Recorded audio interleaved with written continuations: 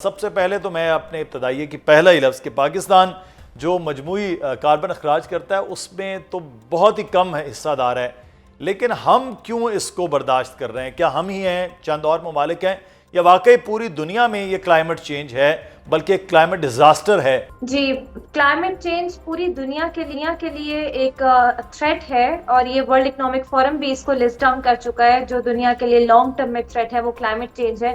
दहशतगर्दी से भी बड़ा थ्रेट ये कहलाता है, लेकिन इसका जो इम्पैक्ट है वो डिस्प्रपोर्शनेट है, जिसका मतलब ये है कि जो अमीर या तरक्की याफ्ता ममालिक हैं जिनकी वजह से ये क्लाइमेट चेंज हुआ, वो तो इसको मतलब कंट्रोल करने में जो इसके लॉसेस हैं उसको इफेक्टिवली मैनेज कर लेते हैं, बाद में रिकवर भी कर जाते हैं। लेकिन हमारे जैसे तरक्की पजीर ममालिक जिनका ना कोई हिस्सा था क्लाइमेट चेंज में, वो इससे बुरी तरह मुतासर हो जाते हैं और हमारे पास फाइनेंशियल उतनी फिस्कल स्पेस भी नहीं होती, तो ये इसीलिए डिस्प्रपोर्शनेटली ये हमें अफेक्ट करता है। दूसरी बात ये कि हमारा जो खित्ता है साउथ एशिया का, यहाँ पे जितने भी ममालिक हैं वो सारे जो है वो नेचुरल रिसोर्सेज पे बहुत ज्यादा डिपेंड करते हैं। ज़राअत पे हमारी इंडस्ट्री डिपेंड कर रही होती है, फिर जंगलात पे हमारी कम्युनिटीज, फिर कोस्टल बेल्ट पे जो हमारी कम्युनिटीज हैं वो उस पर रिलाई कर रही हो। इस वजह से हमारी वल्नरेबिलिटी बाकियों की निस्बत ज्यादा है। लेकिन अनफॉर्चुनेट सिचुएशन ये है कि इस वल्नरेबिलिटी के बारे में inter governmental panel on climate change कई सालों से बोलता आया है कि साउथ एशिया का पूरा जो जीडीपी है वो मुतासिर हो जाएगा और ये climate change macro economic threat बन जाएगा,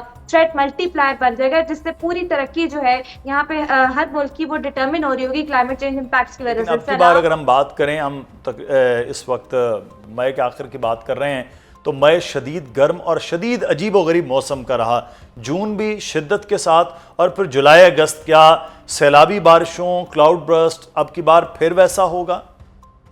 अच्छा, अभी कुछ महीनों पहले की रिपोर्ट है साइंटिस्ट की कि जो समंदर है वो, क्योंकि जैसे जंगलात कार्बन सिंक्स के तौर पे एक्ट करते हैं, वैसे समंदर भी अपने अंदर ये ग्रीन हाउस गैस एमिशंस को जज्ब करते हैं, तो समंदरों का टेम्परेचर गर्म होना शुरू हो गया है। और क्योंकि साउथ एशिया में और पाकिस्तान में भी जो मानसून का पैटर्न है वो बहरुल काहिल में होने वाले प्रोसेसेस से बहुत ज्यादा अफेक्ट हो रहा होता है, या बे ऑफ बंगाल की तरफ से मानसून दाखिल हो रही होती है, तो ये समंदरों का गर्म होना जो है ये भी तगय्युरात लेकर आता है बारिशों में। तो अभी आप जो बात कर रहे हैं, इस साल गर्मी भी शदीद एक्सपेक्टेड है। ये प्रोबेबिलिटी है 80 to 60% के जुलाई के बाद एलनीनो, सुपर एलनीनो जो है वो पीक कर सकता है, यानी कि शदीद गर्मी में इजाफा हो सकता है और नमी की वजह से टेम्परेचर आपको ज्यादा महसूस होगा। लेकिन उसके साथ साथ ये मानसून बर्स्ट की प्रेडिक्शन है। पिछले साल तो हमने 12 स्पेल्स देखे, इस साल एक्सपेक्टेड है कि क्लाउड बर्स्ट या अचानक फ्लैश फ्लडिंग का खतरा, क्योंकि नमी की वजह से बादल अचानक आएंगे और एकदम बरस जाएंगे और आपका ड्रेनेज, आपके मुल्क का वो निजाम उस तरह का नहीं है कि इतनी बारिश को सह सके या अडाप्ट कर सके। तो ये कुछ चैलेंजेस है और ये प्रेडिक्शन है इस साल की। सही, लेकिन डॉक्टर साहब हल क्या है? अब ये तो हो नहीं सकता कि आप मैं उठें, चंद लोग जी पौधे लगाने शुरू कर दें। पौधों को तो बढ़ने में, दरख्त बनने में और जंगल बनने में दहाइयाँ गुजर जाती हैं। तो हम जंगलात काट चुके हैं पिछले 50 सालों में बेदर्दी के साथ। अब क्या हल है? सिर्फ वेटिंग फॉर गॉड होगा कि खुदाई कोई मदद आएगी, या कुछ अब कर सकते हैं हम शॉर्ट टर्म और लॉन्ग टर्म में? देखिए, वैसे तो हमारे लिए आई ओपनर 2010-11 का सैलाब होना चाहिए था, फिर 22 में आया तब भी नहीं, लेकिन 25 में भी हमने नहीं सीखा। अभी भी दरियाओं के गिर्द जो है आबादी बढ़ रही है, इंक्रोचमेंट हो रही है वहां पे, और हाउसिंग सोसाइटीज जो बनी है, जो दरियाओं का रास्ता काट के बनी है, उनके ड्रेनेज प्लान ही नहीं है।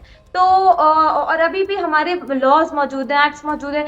तो मसला ये है, करने की जरूरत ये है कि क्लाइमेट को district level, union council level तक डेवलपमेंट का हिस्सा बनाए, फिस्कल प्लानिंग का हिस्सा बनाए। जो बजट आता है उसको किस तरह से एनुअल डेवलपमेंट प्लान्स किस तरह से लगा रहे हैं, कौन से प्रोजेक्ट्स में जा रहे हैं, अकाउंटेबिलिटी करे, सूबों से, डिस्ट्रिक्ट लेवल से अकाउंटेबिलिटी शुरू करे कि वो जो आखिरी लास्ट माइल, इसको हम कहते हैं साइंटिस्ट अपनी टर्मिनोलॉजी में, कि उस किसान तक वो बजट पहुंच रहा है, वो अडेप्टेशन का प्लान पहुंच रहा है जो सिर्फ पेपर पे मौजूद है इस वक्त, कि क्या करने की जरूरत है, हमें पता है किस जगह पे क्या मसला है। बिल्कुल, और हर अगले साल की उस तबाही के लिए जो है वो बिल्कुल तैयारी नहीं करेंगे। मैं आपकी जो अभी आपने बात की टिम्बर माफिया, ये वो दरख्तों के हवाले से, मैं अभी विजिट करके पंजाब से आया तो मैंने ये देखा कि जहाँ मैंने दरख्त देखे थे बचपन से लेके अब तक, वहाँ नहरों के किनारे, पाकिस्तान में एक बड़ा शानदार निज़ाम है नहरों का, उसके साथ साथ दरख्त हो सकते हैं, जंगल हो सकते हैं, वो नहरें बिल्कुल गंजी हैं, वहाँ दरख्त कट चुके हैं और कोई पूछने वाला नहीं। एक तो आप डेवलपमेंट के हवाले से और हुकूमती जिम्मेदारी, दूसरा जो मेरा सवाल है वो अवेयरनेस क्या है? हम बहसियत शहरी, बहसियत कौम और बच्चों में ये अवेयरनेस ही नहीं क्रिएट कर पाए कि माहौल कितनी बड़ी इंपॉर्टेंस है, उसका ख्याल रखना कितना ज़रूरी है और दरख्त लगाना कितना ज़रूरी है, उसको आगे बढ़ाना कितना ज़रूरी है। ये क्या वजह हुई कि 2010 से लेके या उससे भी हम अपने बचपन के 80s की बात करें, ये नहीं बन पाया इस कौम के अंदर ओनरशिप के हवाले से कि माहौल के हवाले से बात करें, मुल्क के हवाले से बात, ये क्या वजह है? बिल्कुल, मेरे ख्याल से ये जो नैरेटिव है, ऑफ कोर्स ये घरों से जो है वो शुरू होती है तरबियत, और हम अपने कल्चर से इसको लिंक करते हैं, रिलीजन से लिंक करते हैं, जिसमें हर जगह बात बताया गया है एतदाल पसंदी और नेचर को प्रिजर्व करना, दरख्त ना काटना।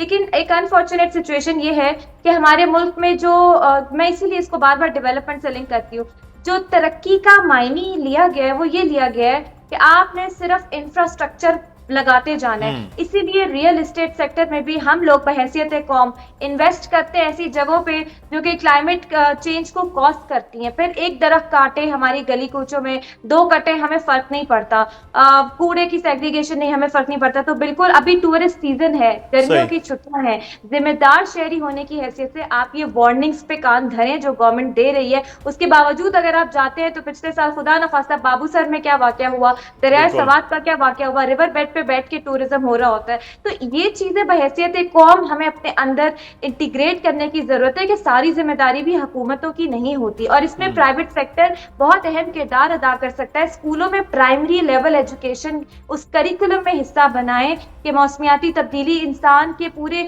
आने वाली नस्लों के लिए आपकी रहन सहन की जगह तब्दील करके रख देगी। क्या 50 डिग्री में आपके बच्चे सर्वाइव कर पाएंगे आइंदा आने वाले कुछ सालों में? 50 तो हो गया। ये तो डॉक्टर साहब होना तो ये चाहिए, जब पहली जमात में बच्चा स्कूल में दाखिल होता है तो वो एक जो पौधा लगाए, और जब वो मैट्रिक करके वहाँ से निकले तो वो पौधा भी उसके साथ साथ 10 सालों में परवान होकर एक दरख्त की शक्ल बन जाए। और मेरा ख्याल है उसकी ओनरशिप भी बहुत ज़्यादा वो लेगा, क्योंकि बचपन की जो चीज़ें हैं उसके साथ उसकी एसोसिएशन भी बड़ी ज़्यादा होती है। जो आपने एक बड़ा अच्छा जुमला कहा, हमने तरक्की का मयार नाज़रीन कंक्रीट को बना लिया है कि कंक्रीट के जो जंगल हैं वो हम बना रहे हैं और असली जंगल जो हमें बचा सकता है उसको तबाह कर रहे हैं। डॉक्टर साहब बहुत शुक्रिया, आप हमारे साथ मौजूद थे।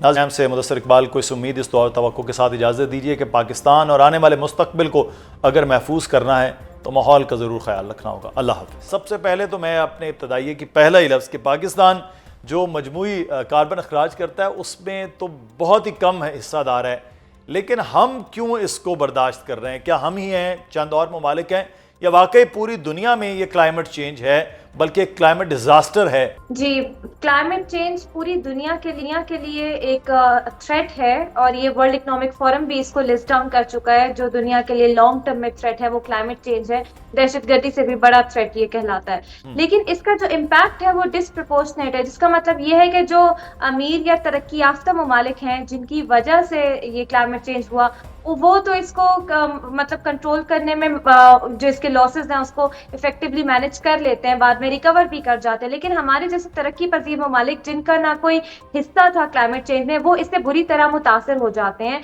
और हमारे पास फाइनेंशियल उतनी फिस्कल स्पेस भी नहीं होती। तो ये इसीलिए डिस्प्रपोर्शनेटली ये हमें अफेक्ट करता है। दूसरी बात ये कि हमारा जो खित्ता है साउथ एशिया का, यहाँ पे जितने भी ममालिक हैं वो सारे जो है वो नेचुरल रिसोर्सेज पे बहुत ज्यादा डिपेंड करते हैं। ज़राअत पे हमारी इंडस्ट्री डिपेंड कर रही होती है, फिर जंगलात पे हमारी कम्युनिटीज, फिर कोस्टल बेल्ट पे जो हमारी कम्युनिटीज हैं वो उस पर रिलाई कर रही हो। इस वजह से हमारी वल्नरेबिलिटी बाकियों की निस्बत ज्यादा है। लेकिन अनफॉर्चुनेट सिचुएशन ये है कि इस वल्नरेबिलिटी के बारे में inter governmental panel on climate change कई सालों से बोलता आया है कि साउथ एशिया का पूरा जो जीडीपी है वो मुतासिर हो जाएगा, और ये climate change macro economic threat बन जाएगा, थ्रेट मल्टीप्लायर बन जाएगा, जिससे पूरी तरक्की जो है यहाँ पे हर मुल्क की वो डिटर्मिन हो रही होगी क्लाइमेट चेंज इम्पैक्ट्स की वजह से। अब की बार अगर हम बात करें, हम इस वक्त मई के आखिर की बात कर रहे हैं, तो मई शदीद गर्म और शदीद अजीब व गरीब मौसम का रहा। जून भी शिद्दत के साथ, और फिर जुलाई अगस्त क्या सैलाबी बारिशों, क्लाउड बर्स्ट अब की बार फिर वैसा होगा? अच्छा, अभी कुछ महीनों पहले की रिपोर्ट है साइंटिस्ट की कि जो समंदर है वो क्योंकि जैसे जंगलात कार्बन सिंक्स के तौर पे एक्ट करते हैं, वैसे समंदर भी अपने अंदर ये ग्रीन हाउस गैस एमिशंस को जज्ब करते हैं, तो समंदरों का टेम्परेचर गर्म होना शुरू हो गया है। और क्योंकि अच्छा। साउथ एशिया में और पाकिस्तान में भी जो मानसून का पैटर्न है वो बहरुल काहिल में होने वाले प्रोसेसेस से बहुत ज्यादा अफेक्ट हो रहा होता है, या बे ऑफ बंगाल की तरफ से मानसून दाखिल हो रही होती है, तो ये समंदरों का गर्म होना जो है ये भी तगयुरात लेकर आता है बारिशों में। तो अभी आप जो बात कर रहे हैं, इस साल गर्मी भी शदीद एक्सपेक्टेड है। ये प्रोबेबिलिटी है 80 to 60% के जुलाई के बाद एलनीनो, सुपर एलनीनो जो है वो पीक कर सकता है, यानी कि शदीद गर्मी में इजाफा हो सकता है और नमी की वजह से टेम्परेचर आपको ज्यादा महसूस होगा। लेकिन उसके साथ साथ ये मानसून बर्स्ट की प्रिडिक्शन है। पिछले साल तो हमने 12 स्पेल्स देखे, इस साल एक्सपेक्टेड है कि क्लाउड बर्स्ट या अचानक फ्लैश फ्लडिंग का खतरा, क्योंकि नमी की वजह से बादल अचानक आएंगे और एकदम बरस जाएंगे, और आपका ड्रेनेज, आपके मुल्क का वो निजाम उस तरह का नहीं है कि इतनी बारिश